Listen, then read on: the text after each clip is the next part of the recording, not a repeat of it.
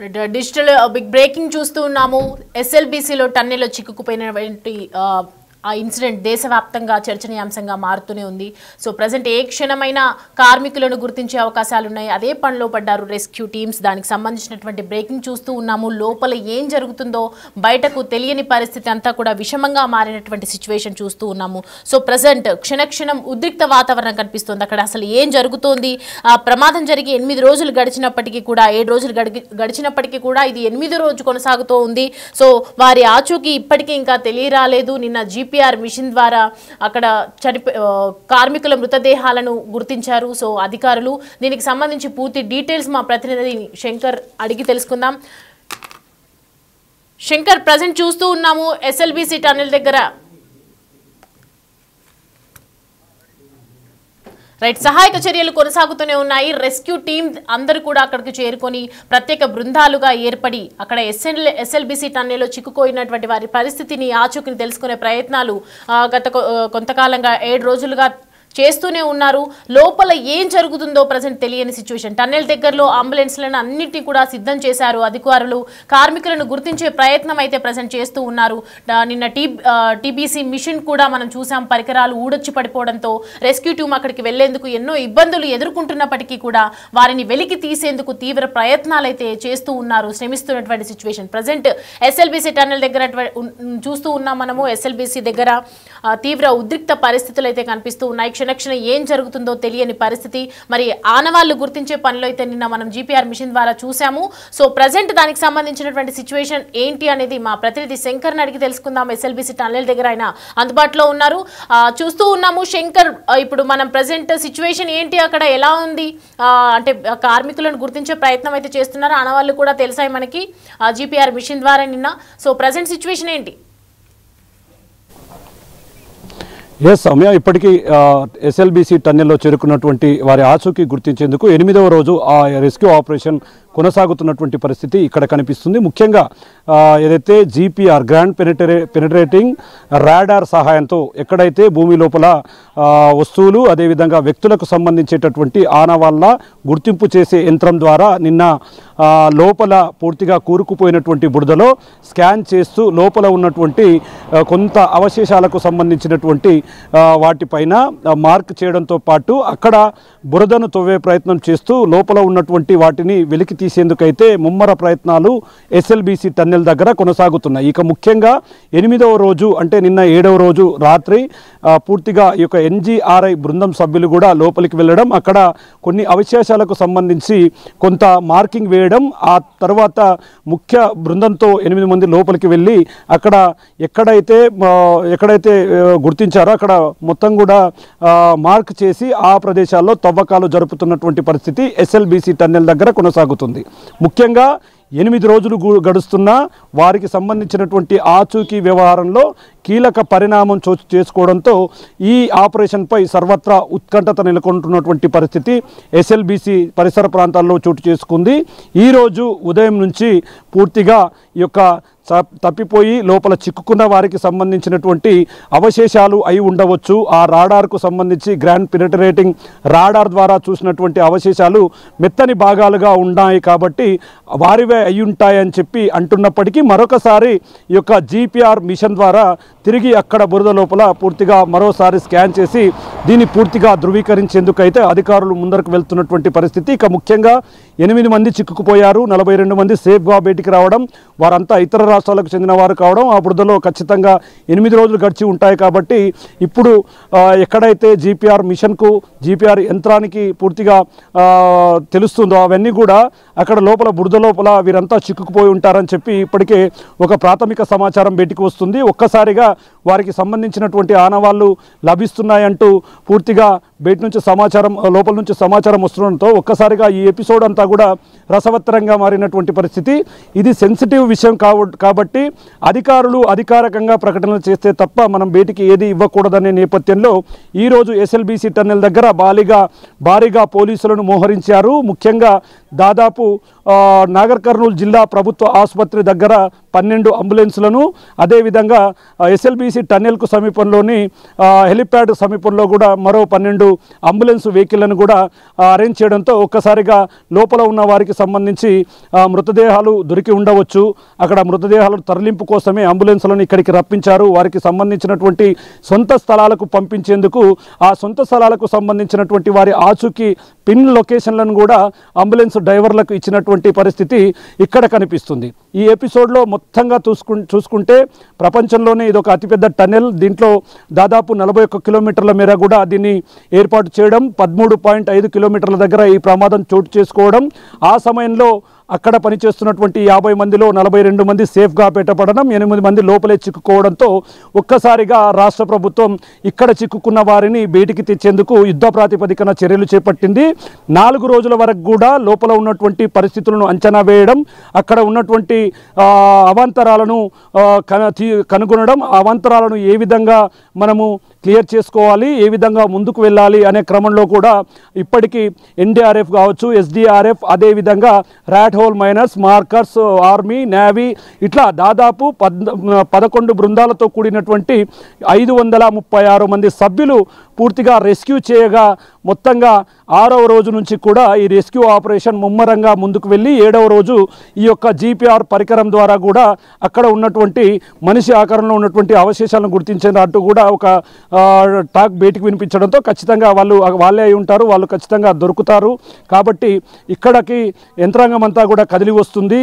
ఓవరాల్గా ఏదైతే అంబులెన్స్లను మిగతావన్నీ కూడా సిద్ధం చేశారని కూడా మొత్తంగా ఎస్ఎల్బీసీ దగ్గర హడావుడి వాతావరణం అయితే కనిపిస్తుంది. ముఖ్యంగా ఇది సెన్సిటివ్ విషయం కావడం, దీనికి సంబంధించినటువంటి సమాచారం పూర్తి స్థాయిలో అధికారికంగా ధృవీకరించేంత వరకు బయటికి వెళ్ళకూడదనే నేపథ్యంలో కూడా ఈరోజు ఒకవైపు ఇరిగేషన్, అదేవిధంగా ఫారెస్ట్, పోలీసులు, రెవెన్యూ సిబ్బంది అంతా కూడా అప్రమత్తతతో వ్యవహరిస్తున్నటువంటి పరిస్థితి ఎస్ఎల్బీసీ టన్నెల్ దగ్గర కనిపిస్తుంది. ఇక ముఖ్యంగా ఎస్ఎల్బీసీ టన్నెల్ దగ్గర ప్రధాన ఆటంకిగా ఉన్నటువంటి టీబీఎం మిషన్ను మొత్తంగా అడ్డుగా ఉన్నటువంటి మిషన్ ఎక్కడైతే ధ్వంసమయ్యాయో వాటికి సంబంధించినటువంటి భాగాలన్నింటినీ కూడా లేజర్ వెల్డింగ్తో కూడా వాటిని తొలగించి దాని ముందు భాగానికి కూడా వెళ్ళడం జరిగింది. మొత్తంగా మిషన్ను టోటల్ 2 ముక్కలుగా విడగొట్టడంతో పాటు ఈ యొక్క మిషన్కు సంబంధించినటువంటి తొలగింపు ప్రక్రియ అనేది కూడా తుది దశకు చేరుకున్నటువంటి పరిస్థితి ఇక్కడ కనిపిస్తుంది.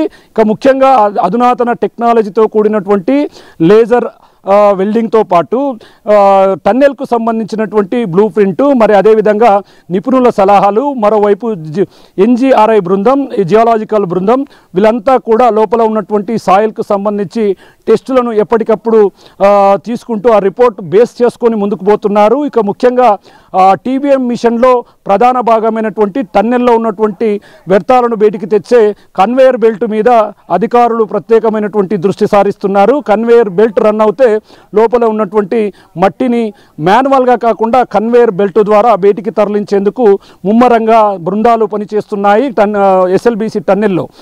4-5 రోజుల వరకు షిఫ్ట్కు 30 నుంచి 40 మందిని పంపే అధికార యంత్రాంగం నిన్నటి నుంచి ఒక్కో షిఫ్ట్లో 120 మంది సభ్యులను లోపలికి పంపుతూ అక్కడ పనులను శరవేగంగా జరిపించేందుకైతే ముమ్మర ప్రయత్నం కొనసాగుతుంది.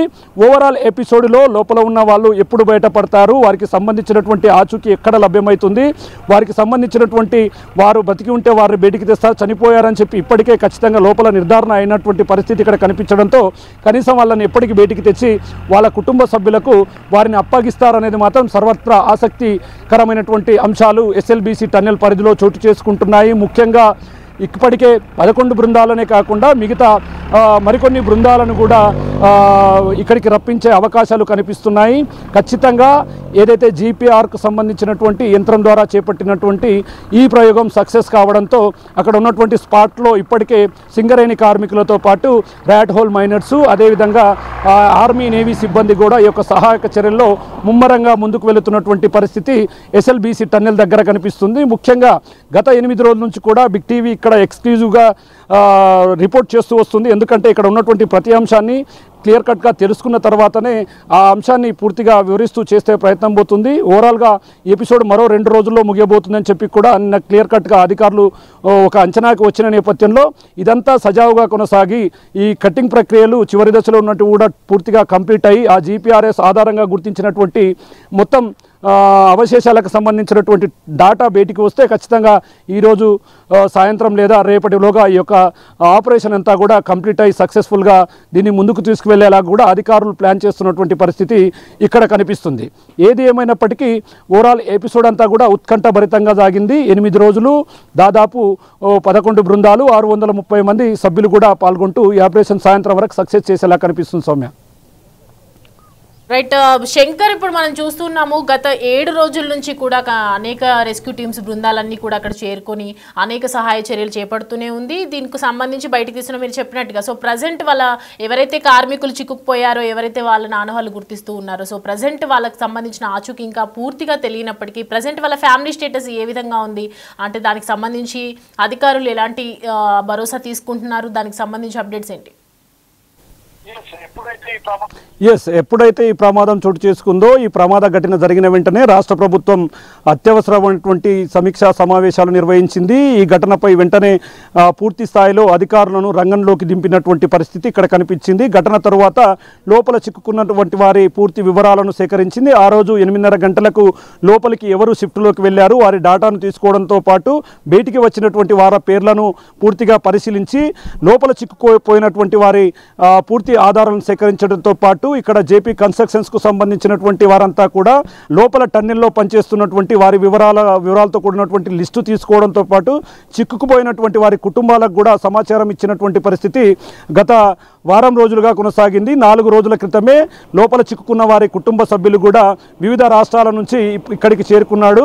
దాంట్లో మేజర్గా టెక్నికల్ అసిస్టెంట్గా పనిచేస్తున్నటువంటి ఇంజనీరు, మరి అదేవిధంగా టీబీఎం మిషన్ ఇంజనీర్గా పనిచేస్తున్నటువంటి గురుప్రీత్ సింగ్ కూడా దీంట్లో ఉన్నారు. వారికి సంబంధించినటువంటి జార్ఖండ్ నుంచి, గుర్గావ్ నుంచి కూడా వారికి సంబంధించినటువంటి బంధువులు రావడం జరిగింది. ఇక్కడ వారంతా కూడా జేపీ కన్స్ట్రక్షన్కు సంబంధించినటువంటి వారితో పాటు అధికారులను కూడా తమ వారికి సంబంధించినటువంటి ఆచూకీ తొందరగా మాకు ఇవ్వాలంటూ కూడా గత 4 రోజులుగా ఇక్కడ ఎస్ఎల్బీసీ టన్నల్ చుట్టూ కూడా తిరుగుతున్నటువంటి పరిస్థితి. ఇక ముఖ్యంగా ఈ విషయంలో చాలా క్లియర్ కట్గా జిల్లాకు సంబంధించినటువంటి కలెక్టర్ బదావత్ సంతోష్ మరియు అదేవిధంగా ఎస్పీ గైక్వాడ్ కూడా దీని మీద స్పెషల్గా దృష్టి సారిస్తున్నారు. సున్నితమైన అంశం కావడం, ముఖ్యంగా రెస్క్యూ ఆపరేషన్లకు ఎలాంటి ఆటంకాలు తలెత్తకుండా రెస్క్యూ లోపల పాల్గొనే బృందాలకు పూర్తి స్థాయిలో పూర్తిగా ముందుకు వెళ్ళేలాగా కూడా అన్ని సహాయక చర్యలను ఎప్పటికప్పుడు కొనసాగిస్తూ ముందుకు వెళ్తున్నటువంటి పరిస్థితి ఇక్కడ కనిపిస్తుంది. ఇక ముఖ్యంగా వారికి సంబంధించినటువంటి కుటుంబ సభ్యులు మొత్తంగా వారి గతంలో అంటే ఎన్ని రోజుల క్రితం తమ కుటుంబ సభ్యులు ఇక్కడ పనిచేస్తున్న వారు తమ గ్రామాలకు వచ్చారు. గ్రామంలో ఆ కుటుంబ సభ్యులకు సంబంధించి ఇక్కడ చిక్కుపోయిన వారికి సంబంధించినటువంటి బంధాలను గుర్తుకు చేస్తూ కన్నీరు మున్నీరు అవుతున్నటువంటి పరిస్థితి ఎస్ఎల్బీసీ టన్నెల్ దగ్గర కొనసాగుతుంది. ఓవరాల్ ఎపిసోడ్ అంతా కూడా ఈ 8 మంది బయటికి వస్తే 8 మందిని గుర్తిస్తే వారిని వారి సురక్షిత ప్రాంతాలకు తరలించవచ్చు అనే క్రమంలో కూడా అధికారులతో రెగ్యులర్గా ఫాలోఅప్ చేస్తున్నటువంటి పరిస్థితి. సింగరేణి కార్మికులు కూడా ప్రధానంగా దీంట్లో ప్రధాన పాత్ర పోషిస్తున్నారు. ఇక ముఖ్యంగా ఎక్కడైతే ఏ రోజైతే 4 రోజుల క్రితం ఇక్కడికి వచ్చినటువంటి ర్యాట్ హోల్ మైనర్స్ కూడా ప్రత్యేకమైనటువంటి సహాయక చర్యల్లో పాలు పంచుకోవడం ప్రత్యేకంగా ఈ యొక్క ఆపరేషన్లో మరింత ముందుకు వెళ్లేందుకు సహాయపడుతున్నటువంటి పరిస్థితి. గతంలో ఉత్తరాఖండ్కు సంబంధించి సిల్క్యా సొరంగంలో చిక్కుకున్నటువంటి 41 మందిని కూడా వీళ్ళు బయటికి తీసుకురావడంతో ఒక్కసారిగా దేశం మొత్తం కూడా వీరి వైపే చూసింది. వీరు వచ్చిన తర్వాత టన్నెల్ చివరి భాగానికి చేరుకున్నారు. దాదాపు 15 మీటర్ల పరిధి వరకు కూడా అక్కడికి వెళ్ళడం, అక్కడ ఆక్సిజన్ లెవెల్స్ తక్కువ ఉన్నాయంటూ కూడా అధికారులు హెచ్చరించడంతో తిరిగి అక్కడి నుంచి వచ్చేసినటువంటి పరిస్థితి ఆ రోజు కనిపించింది. ఆ రోజు నుంచి నేటి వరకు కూడా రెగ్యులర్గా ర్యాట్ హోల్ మైనర్స్కి సంబంధించినటువంటి బృందం సభ్యులు ఇద్దరు కూడా రెగ్యులర్గా ఉన్నటువంటి బృందాలలో ఖచ్చితంగా వాళ్ళని ఇన్వాల్వ్ చేస్తూ వస్తున్నారు. ఎన్డీఆర్ఎఫ్, ఎస్డీఆర్ఎఫ్, ప్రధానంగా సింగరేణి, మిగతా వాళ్ళంతా కూడా ఇక్కడికి చేరుకోవడంతో పాటు నిన్న గోదావరి గని నుంచి కూడా కొంతమంది సభ్యులు ఇక్కడికి చేరుకొని ఈ ఆపరేషన్పై ప్రత్యేకమైనటువంటి దృష్టి సారించినటువంటి పరిస్థితి ఎస్ఎల్బీసీ టన్నెల్ దగ్గర కనిపిస్తుంది. ఓవరాల్ ఎపిసోడ్లో మాత్రం మొత్తం ఉత్కంఠతంతా కూడా వారిని ఎప్పుడు బయటికి తీస్తారు, చేస్తారు, వారిని ఎప్పుడు వారికి సంబంధించినటువంటి డాటాను బయటి ప్రపంచానికి తెలియజేస్తారనేది ఆసక్తికరమైనటువంటి అంశాలను ఇక్కడ చోటు చేసుకుంటున్న నేపథ్యంలో రాష్ట్ర వ్యాప్తంగా ఇదొక సంచలన వార్తగా, ఇదొక పూర్తి స్థాయిలో అందరి దృష్టి కూడా దీని మీదే ఉండడంతో అధికారులు దీంట్లో తలమునకలయ్యారు. మనము ఎక్స్క్లూజివ్ విజువల్స్లో కూడా చాలా చోట్ల లోపల జరుగుతున్నటువంటి విజువల్స్ను కూడా చూసాము. దాంట్లో పేరుకుపోయినటువంటి బురదను తవ్వడం, మిషన్ భాగాలను కట్ చేయడం, అదేవిధంగా భారీ వెలుతురును ఏర్పాటు చేయడం. ఇక సౌమ్య మేజర్గా అక్కడ ఏదైతే బురద ప్రాంతాల్లో గుర్తించినటువంటి స్పాట్లలో బురద తీయడానికి ప్రయత్నిస్తున్న క్రమంలో లోపల ఊట నీరు నిమిషానికి 4000 పైగా లోపల నుంచి ఊట నీరు వస్తుండడం ఈ యొక్క రెస్క్యూ ఆపరేషన్కు ప్రధాన ఆటంకంగా మారుతున్నటువంటి పరిస్థితి ఇక్కడ కనిపిస్తుంది. ఇదే క్రమంలో ఊట నీటిని బయటికి పంపేందుకు బయటి నుంచి మొత్తంగా ఎక్కువ హార్స్ పవర్ ఉన్నటువంటి మోటార్ల ద్వారా దాదాపు 4000 నుంచి 4500 లీటర్లను బయటికి పంపుతూ రెస్క్యూ సిబ్బంది అయితే నిరంతరం ఆ నీటిని ఎక్కువగా నిల్వ కాకుండా చూస్తున్నారు. ఇప్పటికే లోకో ట్రైన్ లోపలికి వెళ్ళడానికి ఎక్కడైతే పట్టాలపై పడి ఉన్నటువంటి శిథిలాలను, మిగతా బురదను కూడా తొలగిస్తూ లోకో ట్రైన్ను ఇంకా ముందుకు తీసుకువెళ్లేందుకైతే ప్రయత్నాలు చేస్తున్నారు.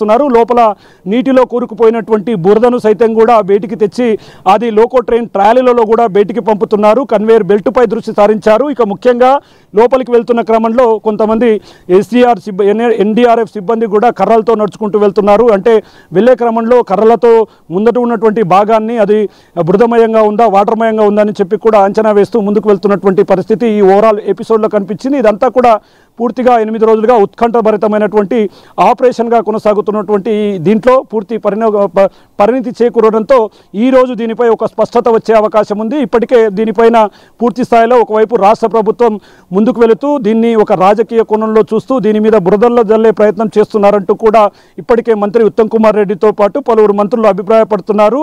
గత 2 రోజుల క్రితం మాజీ మంత్రి హరీష్ రావు కూడా టన్నెల్ దగ్గరికి రావడం, ఇక్కడంతా కూడా ఒక ఆసక్తికరమైనటువంటి సంఘటనలు చోటు చేసుకోవడం అంతా కూడా ఓవరాల్ గా ఇక్కడ జరిపోతున్నటువంటి పరిస్థితి టన్నెల్ దగ్గర చోటు చేసుకుంటుంది.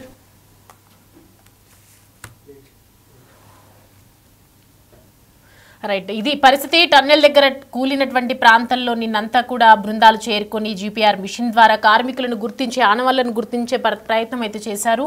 వారిని వెలికి తీసేందుకు ప్రజెంట్ తీవ్రంగా శ్రమిస్తుంది సిబ్బంది.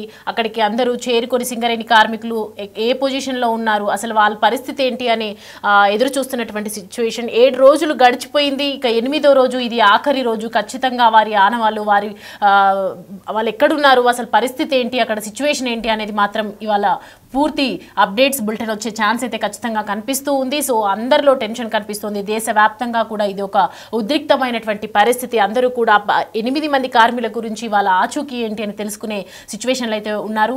సో ప్రజెంట్ టన్నెల్ దగ్గర అంబులెన్స్లను కూడా సిద్ధం చేసుకున్నారు అధికారులు. ఏ క్షణమైనా వారిని బయటికి తీసి వారికి అందుబాటులో ఉండే విధంగా అన్ని రకాల చర్యలు చేపడుతోంది సిబ్బంది.